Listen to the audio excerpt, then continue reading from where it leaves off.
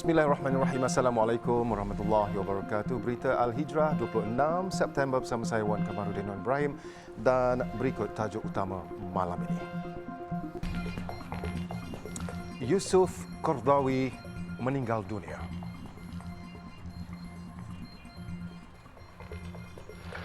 Juga penduduk flat Simpang Kuala Alostar kecewa.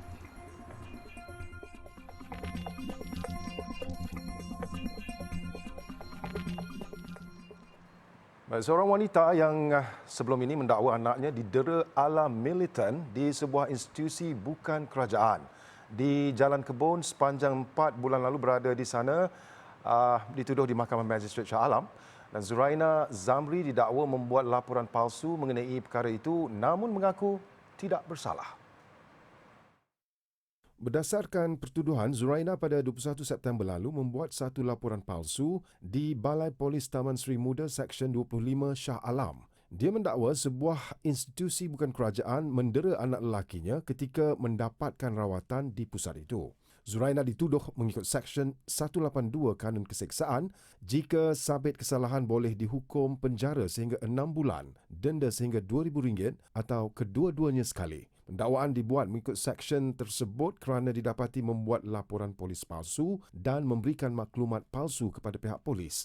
Ia dengan niat menyebabkan penjawat awam menggunakan kuasa di sisi undang-undang yang boleh mendatangkan bencana kepada seseorang yang lain. Magistrat Muhammad Reza Azhar Razali kemudian membenarkan Zuraina diikat jamin RM2,000 dengan seorang penjamin dan diperintahkan tidak mengeluarkan kenyataan media yang boleh mengganggu prosiding mahkamah. Muhammad Reza menetapkan pembicaraan pada 15 November ini.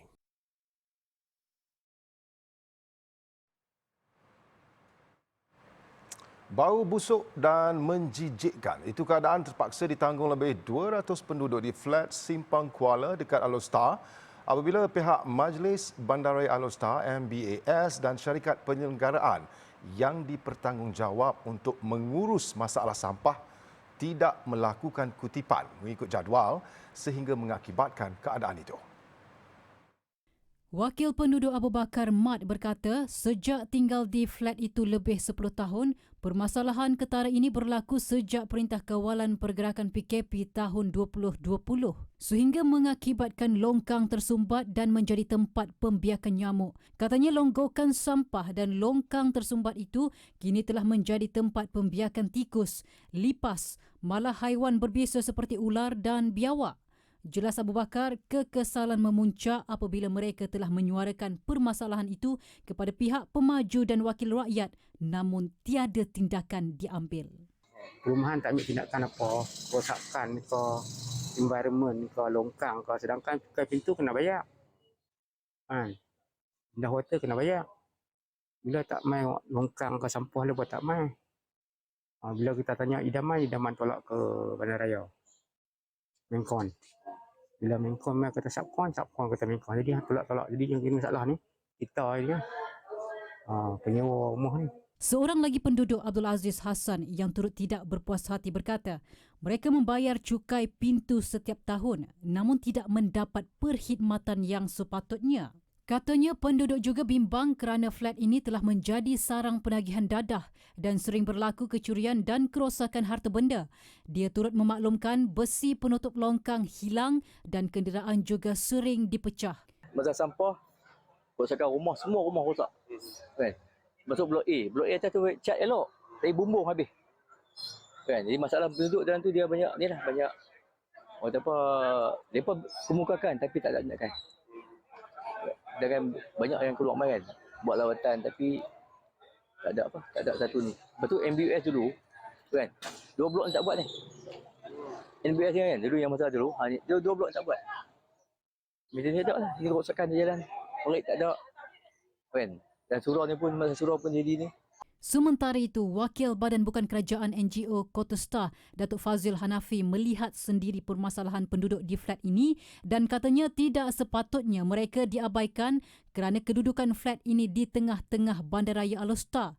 Beliau memaklumkan pihaknya telah membuat memorandum yang ditandatangani oleh penduduk untuk dibawa kepada Menteri Besar Datuk Seri Muhammad Sanusi Muhammad Noor untuk segera menyelesaikan permasalahan penduduk di flat ini. Borang aduan rakyat.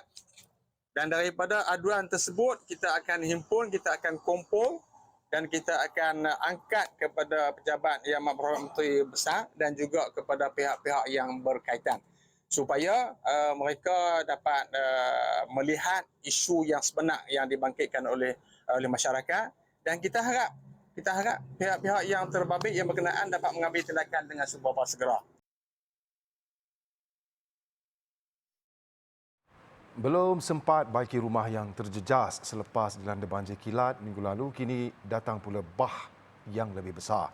Itu antara luahan penduduk di Batu Pahat yang rata-rata sedih selepas terpaksa berhadapan banjir secara berulang dalam tempoh singkat bulan ini. Segelintir penduduk kampung Seri Bengkal yang ditemui berkata banjir yang berlaku berpunca daripada kelemahan sistem perparitan yang tidak diselenggara dengan baik. Ia bukan disebabkan faktor hujan lebat atau fenomena air pasang besar seperti yang dilaporkan kebanyakan pihak berkuasa. Menurut salah seorang penduduk, Muhammad Lukman Hakim Mat Rizal, kali terakhir parit di kampung itu dikorek adalah pada tahun 2019. Namun, selepas itu, tiada lagi penyelenggaraan dibuat. Untuk tahun ni, sebenarnya benda ni dah berlaku 2 kali, bang. Pada minggu lepas, dia dah jadi juga macam ini. Dalam masa 3-4 hari pun dah kering. Saya kemas rumah baru 3-4 hari, bang. Pun dah naik lagi macam gini. Kita orang kampung ni nak cakap macam mana? Kita nak luahkan isi hati pun, kadang dia orang ni salahkan kita pula. Menurut Muhammad Hamiruddin Adnan pula, biarpun perkampungan itu kerap dinaiki air, namun banjir kali ini yang paling teruk dihadapinya. Berikutan banyak longkang dan parit tersumbat. Dalam pukul 5 ke pukul 4 gitulah. Saya tengok saya punya barang-barang bengkel macam kompresor, mesin-mesin welding, sepanas-panas semua habis dah tenggelam jugalah.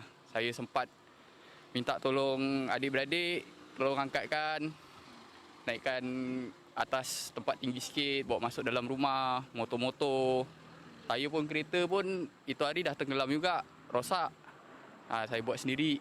Sementara itu, seorang lagi mangsa banjir, Khairul Fazli Hamin berkata, ada bantuan yang ingin dihulurkan oleh badan bukan kerajaan tidak kesampaian susulan campur tangan pihak tertentu. Sebab dia kata dah satu menanjung dia dah pusing bagi bantuan dekat pusat PPS ni lah. Semua terima. Dekat negeri Johor ni je, dia kata memang masalah sebab nak kena bagi dekat JKM dulu, baru JKM bagi dekat mangsa. Setakat jam 12.30 hari tadi, seramai 251 mangsa banjir direkodkan membabitkan 73 buah keluarga yang ditempatkan di 5 buah pusat pemindahan sementara di Batu Pahat dan Pontian.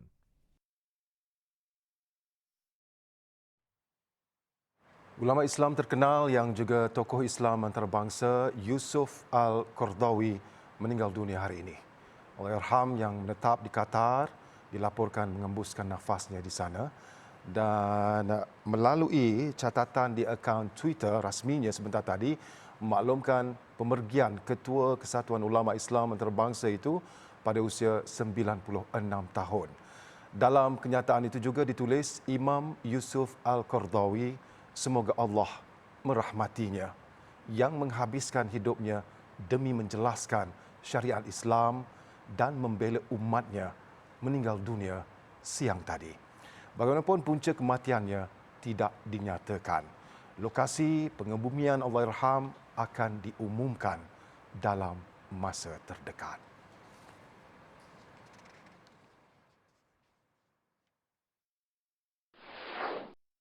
Dilahirkan di Gharbiah, Mesir pada 1926, Syekh Dr. Yusuf Al-Qaradawi atau nama sebenarnya Yusuf bin Abdullah terkenal sebagai tokoh mujtahid era kontemporari. Allahyarham melanjutkan pengajiannya di Universiti Al-Azhar, Kahirah, Mesir dalam kuliah Usuluddin. Pada 1973, tokoh ulama terkemuka itu menyelesaikan pengajiannya di peringkat Doktor Falsafah PhD.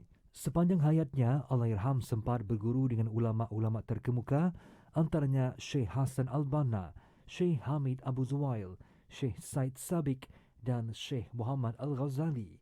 Walaupun dilahirkan di Mesir, Al-Qaradawi menghabiskan sebahagian besar hidupnya di Qatar dan memperoleh kewarganegaraan negara itu pada 1968.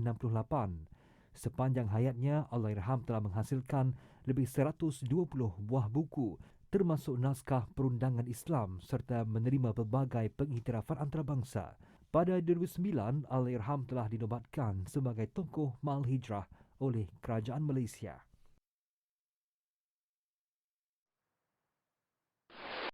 Alhamdulillahi Rabbil Alamin. Ar-Rahmanir Rahim. Maliki Yawmiddin. Iyyaka na'budu wa iyyaka nasta'in. Ihdinas siratal mustaqim, siratal ladzina an'amta 'alaihim, ghairil maghdubi 'alaihim waladdallin.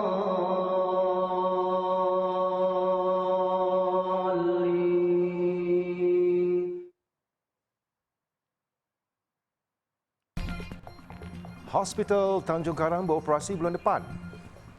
Tenaga dan Sumber Asli KETSA menerusi Jabatan Ketua Pengarah Tanah dan Galian Persekutuan JKPTG sudah menyelesaikan 40% tunggakan kes pembahagian pusaka daripada keseluruhan yang berjumlah 72,384 kes dan ia melibatkan nilai hampir 70 bilion ringgit. Menterinya Datuk Seri Taqiyuddin Hassan berkata, daripada keseluruhan kes yang direkodkan sejak awal tahun ini, lebih 29,000 sudah berjaya dikurangkan. Kita sekarang ini dalam proses membuat peraturan, regulation, peraturan-peraturan yang dibenarkan di bawah pindaan ini. Antaranya kita mengambil langkah untuk mempercepatkan pembahagian pusaka ini dengan cara kita cuba nak memperkenalkan penyelesaian secara atas talian online. Sekarang ni kita tahu di mahkamah-mahkamah pun, sehingga ke mahkamah persekutuan sendiri pun, terutama ekoran daripada masa COVID dulu telah mengadakan perbicaraan atas talian. Di mahkamah tu kita dah ada pindaan-pindaan. Masa saya Menteri Undang-Undang dulu kita buat pindaan boleh buat secara atas talian. Jadi untuk pusaka ni pun kita akan buat secara atas talian juga. Jadi dalam proses lah sekarang ni menunggu peraturan-peraturan yang kita buat tu dalam kajian pihak Jabatan Peguam Negara. Beliau berkata demikian dalam sidang media selepas melancarkan klinik penyelesaian tunggakan kes pusaka peringkat negeri Kelantan di Kota Baru hari ini. Isu kelewatan dalam mengurus harta pusaka bukan sahaja akan menyebabkan harta menjadi beku, seterusnya mengundang permasalahan besar di peringkat nasional, malah tidak dapat dimanfaatkan oleh waris hingga berlaku susut nilai terhadap harta berikutan kematian berlapis. Kesukaran juga mungkin berlaku apabila dokumen penting hilang atau waris yang layak mewarisi gagal dikenal pasti, selain menyebabkan ada pihak yang memakan harta yang bukan haknya. Selepas 4 tahun proses pembinaan Hospital Tanjung Karang akhirnya siap sepenuhnya dan bersedia menerima pesakit 10 Oktober ini dengan status Hospital Pakar Minor. Kewujudannya diharap mampu mengurangkan kes yang dirujuk ke Hospital Sungai Buloh yang terletak sejauh 62.3 km dari Hospital Tanjung Karang, lebih sejam perjalanan. Menteri Kesihatan Khairi Jamaluddin berkata, Hospital Tanjung Karang baru ini berkapasiti 150 katil. Ini adalah disebabkan Hospital Tanjung Karang yang lama adalah hospital yang sudah berusia 56 tahun dan hanya mempunyai kapasiti 112 katil sahaja. Dan hospital tersebut pun sudah mula sesak dan tidak dapat memberi perkhidmatan kesihatan yang diperlukan oleh penduduk di kawasan Parlimen, Tanjung Karang dan juga daerah Kuala Selangor secara umumnya. Tambah beliau, Hospital Tanjung Karang akan digabungkan bersama Hospital Sungai Buloh dan Hospital Tengku Ampuan Jemaah Sabak Bernam di bawah Hospital Kluster Zon Utara KSZU dengan Hospital Sungai Buloh berperanan sebagai lead hospital. 10 bidang kepakaran akan diperkenalkan di hospital berkenaan secara berfasa, merangkumi pembedahan, kecemasan, perubatan umum, obstetrik dan ginekologi, pediatrik, ortopedik, anestesiologi, radiologi serta bedah mulut dan maxillofacial. Hospital Tanjung Karang baru menggantikan Hospital Tanjung Karang yang lama tanpa pakar ini menelan kos lebih 270 juta ringgit. Beliau ditemui selepas majlis penyerahan Hospital Tanjung Karang pagi tadi. Turut hadir Menteri Pembangunan Usahawan dan Koperasi yang juga Ahli Parlimen Tanjung Karang, Tan Sri Noh Omar.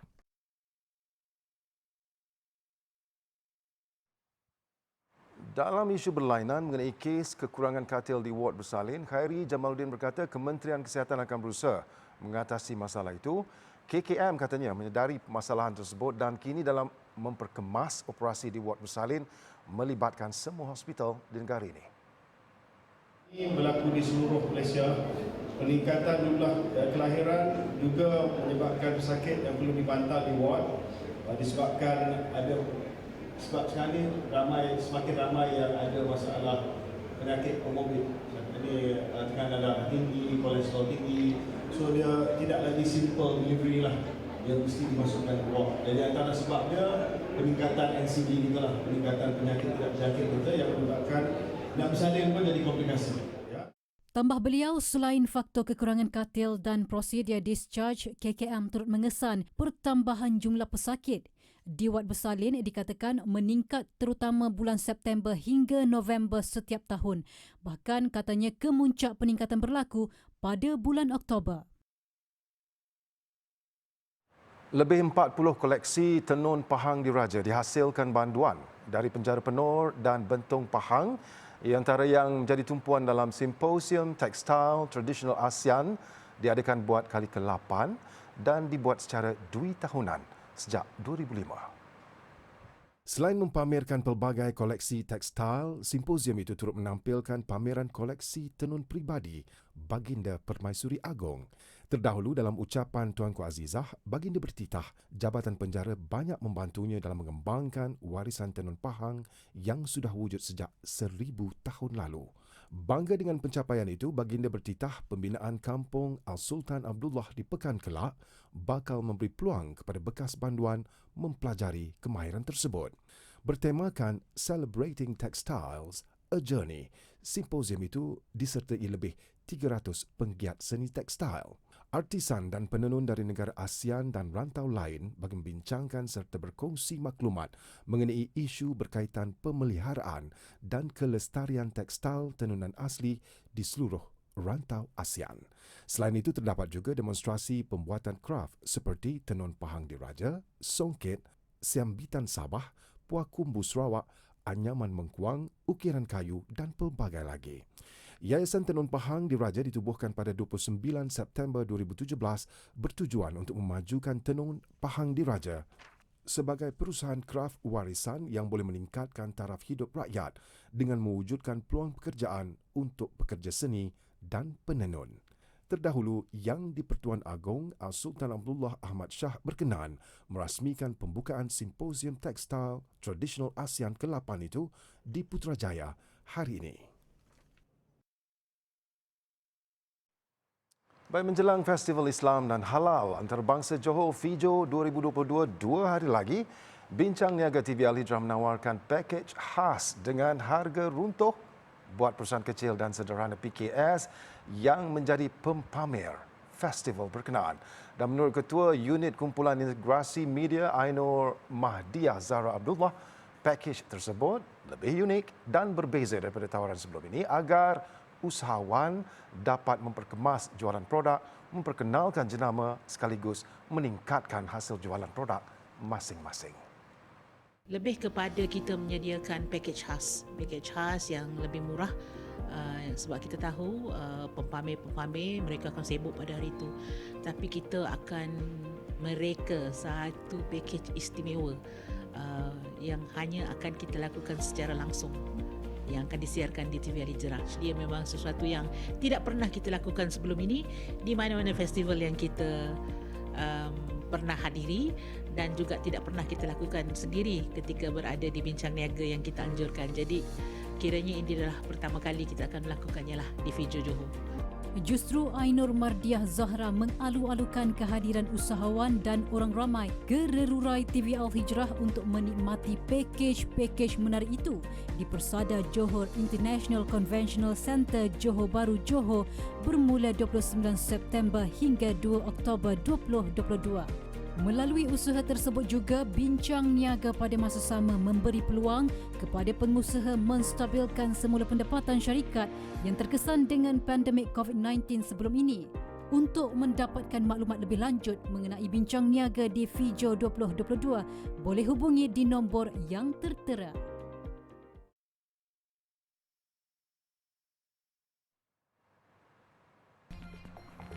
Penyelamat mangsa Taufan Noru maut. Tunjuk perasaan bagi memprotes kematian seorang wanita Kurdish, Mahsa Amini, di Tehran masuk hari ke-10. Dan sejak pergolakan itu bermula pada 16 September lepas, lebih 40 terkorban dan hak asasi manusia Iran menjangkakan angka kematian mungkin lebih tinggi. Meskipun Badan Kehakiman telah mengeluarkan amaran, namun ia tidak membatalkan niat rakyat Iran untuk terus melakukan demonstrasi di jalanan. Protes yang pada awalnya tertumpu di kawasan majoriti Kurdish tersebar di 50 bandar di seluruh negara itu dan disifatkan terbesar sejak gelombang pembantahan kenaikan harga petrol pada 2019. Sejak 10 hari lalu, ratusan penunjuk perasaan, aktivis reformis dan wartawan ditangkap ketika kerusuhan. Pada masa sama, rakyat Iran juga menganjurkan perhimpunan besar-besaran untuk mempertahankan hijab dan nilai konservatif. Sementara itu, protes turut diadakan di kedutaan Iran di Paris dan London. Ia memaksa polis Perancis melepaskan gas pemedih mata dan menggerakkan anggota anti-rusuhan. Di London, polis membuat 12 tangkapan dan 5 pegawai cedera parah ketika penunjuk perasaan cuba menembusi halangan yang melindungi kedutaan Iran di United Kingdom. Masa sebelum ini diberkas pihak berkuasa kerana gagal mematuhi kod pemakaian. 3 hari selepas itu, Mahsa dilapor meninggal dunia ketika dalam tahanan dan doktor memaklumkan Mahsa mengalami serangan jantung. Kenyataan itu ditolak keluarga Mahsa dan mendakwa dia dipukul di kepala. Pihak berkuasa Iran bagaimanapun masih belum menyatakan punca kematian Mahsa. Sebuah gudang pasar makanan terbesar di Paris terbakar dalam kejadian petang semalam dan insiden itu sekaligus memusnahkan tempat penyimpanan buah-buahan dan sayur-sayuran yang sebelum ini menjadi bekalan utama kepada penduduk di Paris dan wilayah sekitarnya. Insiden itu bagaimanapun tidak merekodkan kematian mahupun kecederaan. Ketika operasi memadam kebakaran dijalankan, orang ramai diarah untuk menjauhi lokasi kejadian memandangkan kebakaran itu mencetuskan asap tebal. Akibat kebakaran itu juga, gudang terbabit tidak dapat memenuhi permintaan peniaga kerana kebanyakan bekalan makanan musnah dijilat api.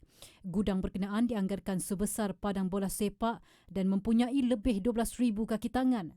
Ketika kejadian berlaku, gudang tersebut dipenuhi buah-buahan, sayur-sayuran, makanan laut dan bunga dari seluruh Perancis dan negara lain.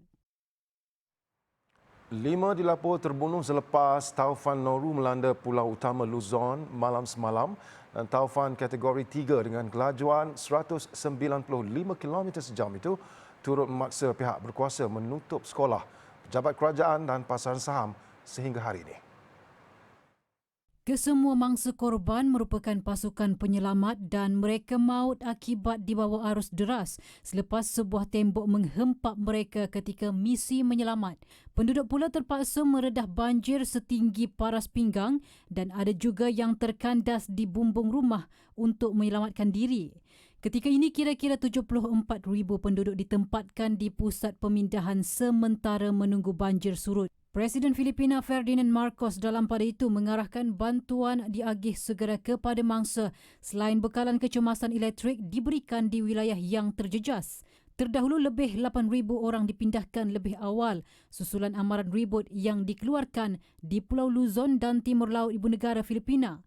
Puluhan penerbangan masuk dan keluar dari Filipina juga terpaksa dibatalkan manakala ratusan orang terkandas di pelabuhan susulan penangguhan operasi.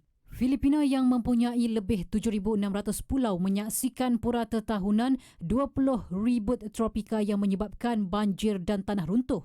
Taufan Noru disifatkan paling kuat tahun ini dan ia membadai negara itu hanya 9 bulan selepas satu lagi taufan besar melanda sebahagian kawasan dan mengorbankan 400 orang. Dengan itu sekian berita Al-Hijrah. Jangan lupa ikuti kami di platform media sosial seperti Facebook, Instagram, Twitter, YouTube dan TikTok. Dan layari alhijrahnews.com untuk lagi berita-berita pilihan dan eksklusif. Saya Wan Kamarudin Ibrahim. Assalamualaikum warahmatullahi wabarakatuh. Jaga diri. Selamat malam.